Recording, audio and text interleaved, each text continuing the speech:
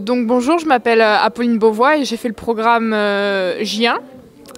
Je suis arrivée dans une première famille d'accueil dans le Missouri et j'ai changé de famille d'accueil en cours d'année au bout d'un mois pour aller dans le Tennessee.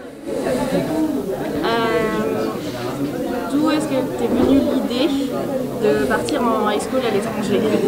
Alors, ça c'est rigolo parce que en fait j'avais vu des vidéos de personnes en échange déjà avant sur YouTube et ça m'était jamais venu à l'esprit de le faire moi-même. Et en troisième, on faisait des contrôles de verbes irréguliers pour connaître toutes les formes de verbes irréguliers. Et moi, j'avais de très mauvaises notes parce que j'ai beaucoup de mal à apprendre par cœur des choses, en fait, globalement.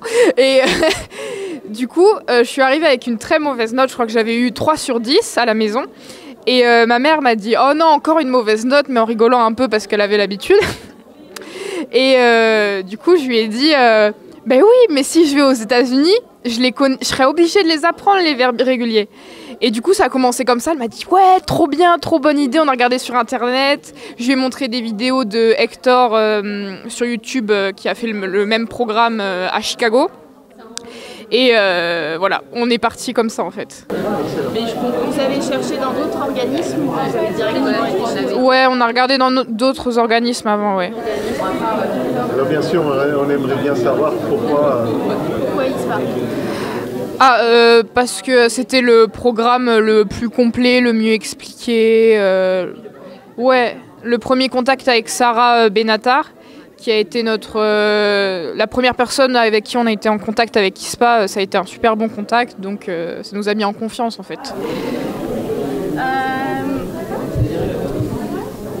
Qu'est-ce que tu as pensé de ta relation avec ISPA et de leur aide à travers le programme?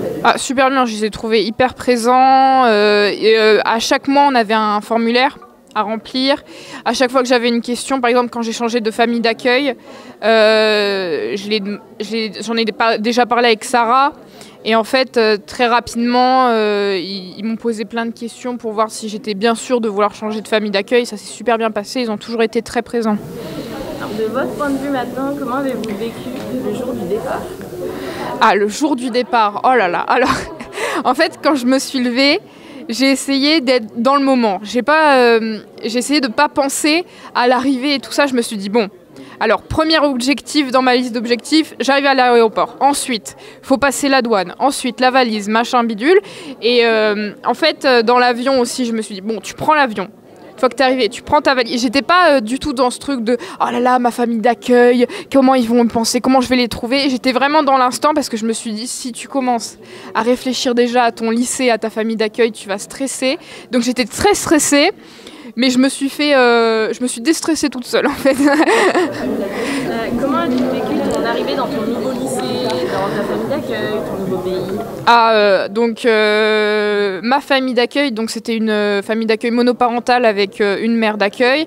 Elle n'avait pas d'enfants ni rien, même pas de chien, rien. Donc ça m'a vraiment changée parce que moi je suis dans j'ai 2 petits frères et j'ai 3 chiens, un cochon d'Inde, 2 chats. Donc vraiment là le changement il a été fort et rapidement, hein. Après mon lycée, ça s'est plutôt bien passé. Je suis allée dans un club de théâtre, dans l'équipe qui s'occupe des lumières. Donc ça s'est bien passé. L'intégration, ça a été, même si j'avais un niveau d'anglais très bas, hein, vraiment le plus bas en fait, hein, possible. Je savais dire que bonjour et je m'appelle Apolline, donc bon, c'était assez limité. Mais ça s'est super bien passé pour l'école, mais pour la famille d'accueil un peu moins, parce que vraiment le changement il était trop fort, j'avais pas du tout l'habitude et voilà. Comment as-tu trouvé les cours au lycée à l'étranger par rapport à ceux de France? Oh là, très différent. Déjà quand je suis arrivée dans mon premier lycée, on m'a demandé ce que je voulais faire. Donc ça m'a un peu étonnée. Donc j'ai pris des choses diverses et variées, histoire géo, biologie, économie, des trucs très différents. Mais après quand j'ai changé de lycée, justement quand je suis passée du Missouri au Tennessee, il n'y avait plus les cours que je voulais. Donc on m'a un peu obligée à aller dans des cours qui ne m'intéressaient pas forcément. Je suis allée en ingénierie. C'était intéressant. Voilà, ça m'a pas passionnée, mais bon, pas trop le choix. Mais les cours, je les ai trouvés... déjà, on est beaucoup plus proche des profs qu'en France. Les profs sont beaucoup plus cool, beaucoup plus à l'écoute. Et ça, j'ai trouvé ça beaucoup mieux, la relation élève-professeur. Mais après, les cours, j'ai trouvé que c'était assez équivalent en France au niveau de ce qu'on apprenait, de la rapidité d'apprentissage et tout ça. J'ai trouvé ça assez équivalent. Donc ça allait, globalement. À part l'anglais, hein, parce que du coup, ils m'ont mis en anglais au premier semestre, alors que je parlais 3 mots d'anglais. Bon, ça c'était pas ouf.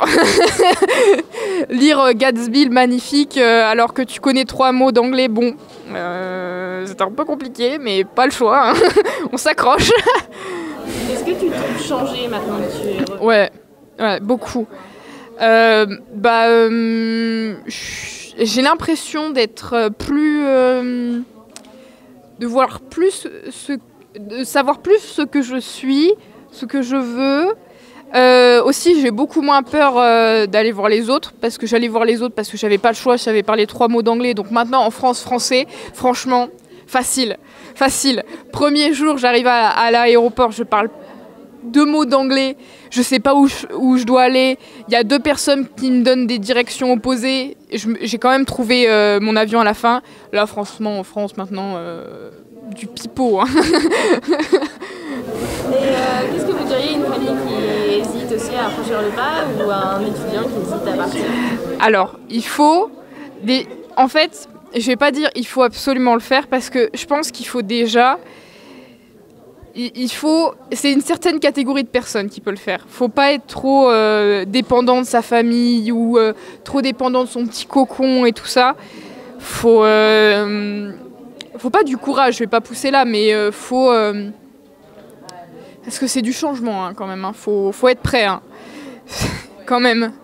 Mais si votre enfant il est prêt et que même vous êtes prêt, faut le faire. Faut pas attendre. Oui, il faut que les deux soient prêts, mais ça c'est une expérience, c'est incroyable. Il n'y a pas de mots pour décrire en fait. C'est pour ça que tous les élèves, on leur demande comment c'était. C'était bien. Une échelle entre 1 et 20, pour rester dans le système scolaire français, tu notes l'expérience. Ah, là, 10 000, là. Ça rentre même pas dans le barème.